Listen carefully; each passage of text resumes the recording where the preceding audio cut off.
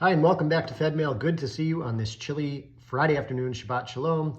If you're looking to get out of the cold and head to someplace warm where you'll see some friendly faces, head to the Worcester, Florida party. First Thursday in February, not too late to get plane tickets, and we'd love to have you there. But turning now to what has been going on this past week, and it's been a busy one. First and foremost, I have to mention Los Angeles, where those wildfires and the scenes out there just look catastrophic. I have family actually living in the Hollywood Hills who had to be evacuated the other night. Thank God they're all right. Their home is all right, but many others aren't. And the Jewish Federation of Los Angeles, our sister organization out there, is collecting funds, a wildfire relief fund. You can find the link below. And thank you to Rabbi Joe Idison of Congregation B'nai Shalom for also sharing that with his congregation. The second big item was this week's anti-Israel ceasefire resolution that came before Worcester City Council. It was ultimately voted down, close margin, 6-5. I'd personally suggest that you reach out to the councilors who voted no to thank them for their support. They were up against a lot of opposition. If you listen to the public comment portion of the meeting, much was said that was shocking. Everything from calling Israel a white colonial settler state, accusing it of the worst atrocities. And I mean, quite frankly, if you were reading into the comments, I don't think that there were a lot of people there who viewed a future whereby Israel is living in peace alongside its neighbors is something they were looking for. You know, all I'm suggesting is listen to the comments yourself, and you can make a determination about what you think about it. I made note at the beginning of the meeting of a few problematic points in their resolution. One, that the resolution used Hamas fatality figures, which included Hamas fighters in with civilians to inflate the casualty figures.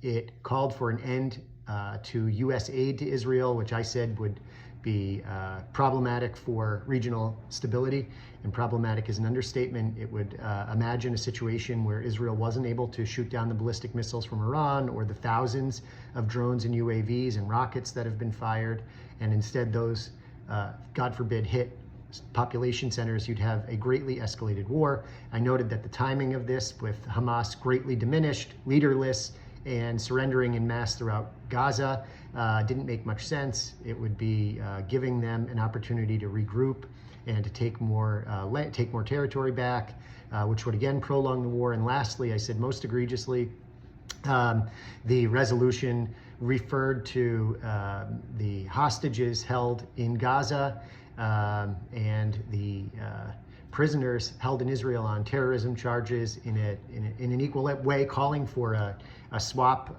so to speak, which was actually precisely Hamas's intention on October 7th. That is why they took 250 hostages, in the hopes that they could get Hamas operatives out of Israeli prisons. So I said that these sounded like Hamas talking points. And I also noted that the voices pushing for this had been among the most vocal anti-Israel critics over the last 15 months. And these are people who had spread falsified propaganda, exaggeration. So I noted that there were a lot of irredeemable problems with the resolution. And again, ultimately voted down 6-5.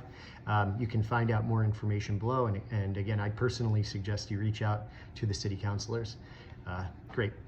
So turning now to Israel, hostage negotiations actually are continuing, and a number of noteworthy, optimistic statements have been made over the last few days. I also want to point out that President Biden was interviewed and blamed Hamas for not having resolved the negotiations.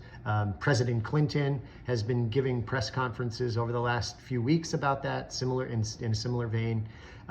Secretary of State Blinken ultimately said the same things, and CIA Director Burns was a little bit tighter to the vest, but ultimately expressed optimism that something might happen within the next 2 weeks, God willing. How nice would that be?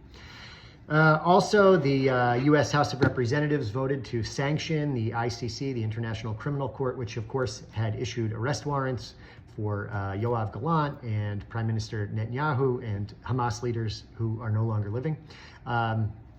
The vote was along party lines, with Republicans largely voting in favor of it, Democrats largely voting against it. Our Massachusetts cohort, including Congressman McGovern, voted against it.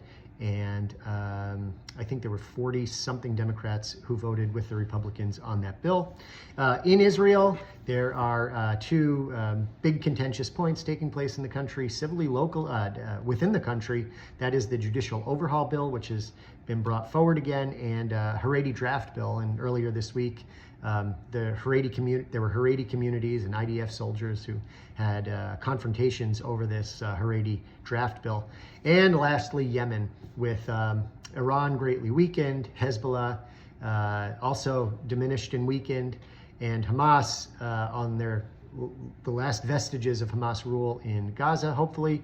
The Houthi rebels in Yemen are holding out and continue to fire ballistic missiles. So Israel, along with the U.S. actually, has been working to neutralize some of those rocket launch sites. So that is, in a nutshell, some of the things that we are focused on. And boy, we could talk about a heck of a lot more. What's coming up? Also, what happened this week in our community? Oh, don't want to leave out that Born at BI invited back Jessica, Naomi, and Julian, who came back to the community, talked about their upbringing and Jewish experiences. I wasn't there, but I'm sure it was awesome, and I know that their families loved having them back in town, and hopefully they enjoyed being back in Worcester. There was a great Krav Maga program put on by our outreach program and our outreach director, Mindy, so thank you for that. And coming up on January 16th, Hadassah Burroughs is hosting Mayan, our emissary, and me. We're going to be talking about the situation in Israel, giving an update on that. So thank you to Hadassah Burroughs, and I look forward to working with Mayan.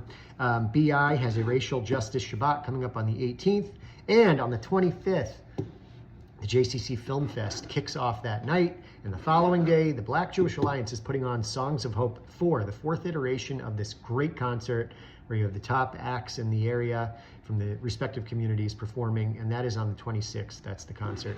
And then again, like I said, Worcester, Florida Party coming up first Thursday in February. In the meantime, stay warm, be well. Today's a fast day, so keep in mind, I believe this was a day that harkens back to in memory of the breaching of the walls of Jerusalem.